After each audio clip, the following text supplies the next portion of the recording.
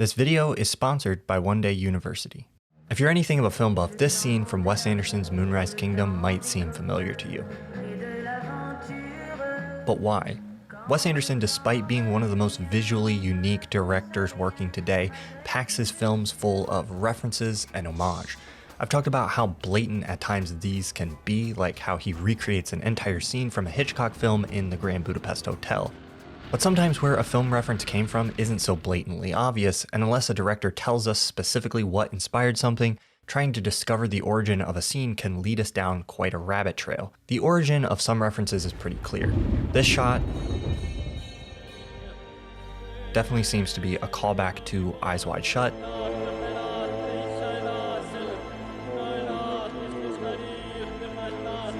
This moment Jiminy Cricket, he flew the coop. Is an homage to The Shawshank Redemption.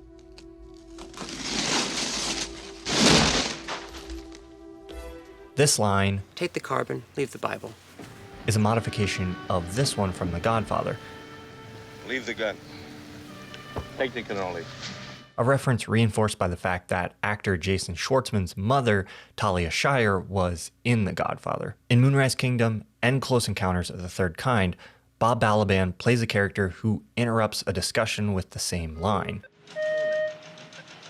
Excuse me. Take him off! Take your hands! Excuse me!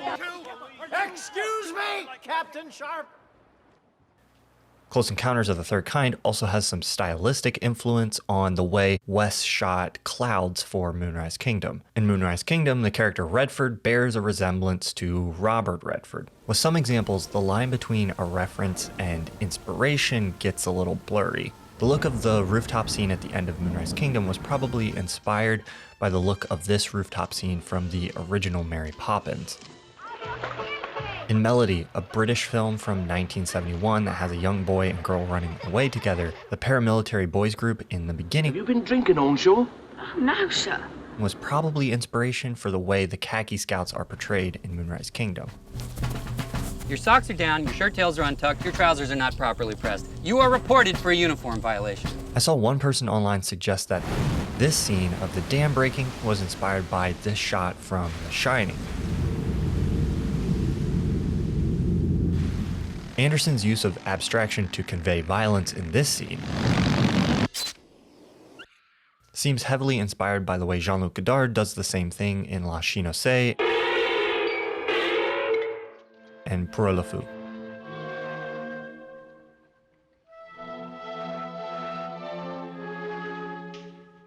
A film, by the way, that also has a man and a woman on the run camped out in a cove by the sea reading books.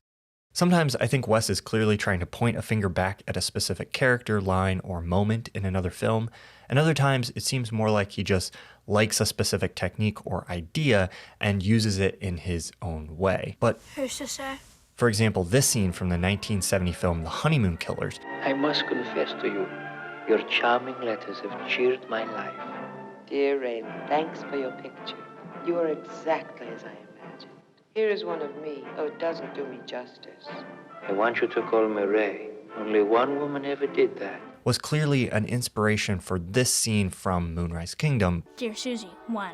Dear Sam, where? Dear Susie, walk 400 yards. But I don't think it looks like Wes is trying to make an obvious reference to the film. And other times, it seems like he's making a reference, but the exact origin of that reference is a little unclear. Is the dummy in this scene a reference to the dummy in Ferris Bueller's Day Off?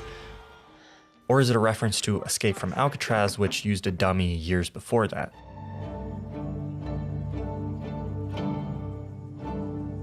What about Susie's binoculars? Are Susie's binoculars, as some suggest, a reference to Luke's binoculars in Star Wars? But I don't see any... Wait a second. Or are they a reference to James Stewart's character in Hitchcock's Rear Window? Or does the reference fit better with the 1964 film Charlotta? Here, the binoculars are an expression of the character's loneliness,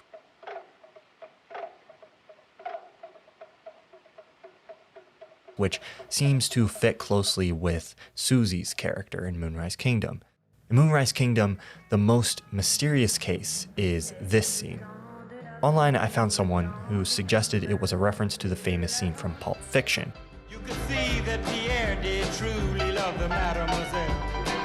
And while it does bear a resemblance, someone else mentioned that it was probably a reference instead to the scene that inspired the scene in Pulp Fiction. The dancing scene in Godard's A Band Apart. This could be, but it's worth mentioning that it also resembles this scene from Terrence Malick's Badlands.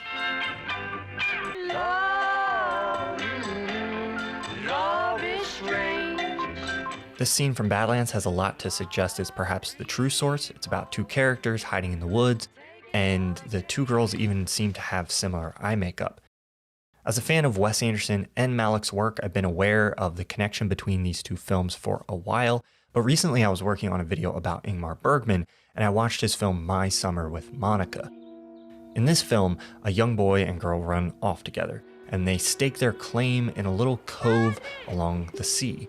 And in the midst of a story and a scenario that is already very similar to Moonrise Kingdom's, we find this scene. So which film is Wes referencing in Moonrise Kingdom? I don't have a definitive answer for you. If Wes had one of these specific scenes in mind, he hasn't said. Most likely he was aware of all of them when he was crafting this scene. In a sense, I think Wes is less trying to point a finger back to a specific scene that came before, and more just including his film in a body of work with similar moments. But are these kind of references just fun little Easter eggs, or do they serve a purpose within the storytelling? Well, in Wes's case, I think his style overall is very much about creating a self-aware sense of being told a story by the filmmaker. Clear allusions to other films feed into that aesthetic, reminding us that we're watching a movie. And it's another example of the fingerprints of the storyteller being left on the film, something I talk about in my video about Wes's style. But I think a lot of these references can also serve a broader purpose as well. Wes usually doesn't just rip a stylistic idea and apply it somewhere else mindlessly. The moment where he applies the reference and the moment he's referencing tend to align thematically or emotionally. Take Susie's binoculars.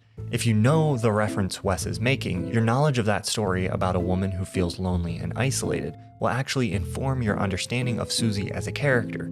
Or if you made the connection between Moonrise's climactic scene and Mary Poppins, the fantastical fairy tale elements of Mary Poppins reinforces the almost magical storybook ending of Moonrise Kingdom. Some people are suspicious of this kind of thing, thinking that someone like Wes is just ripping off the work of others. And there certainly is a line that can be crossed, but the key is crafting references in a way that rewards rather than punishes the audience for knowing the source material, and is respectful to the origin of the idea or image that you're borrowing.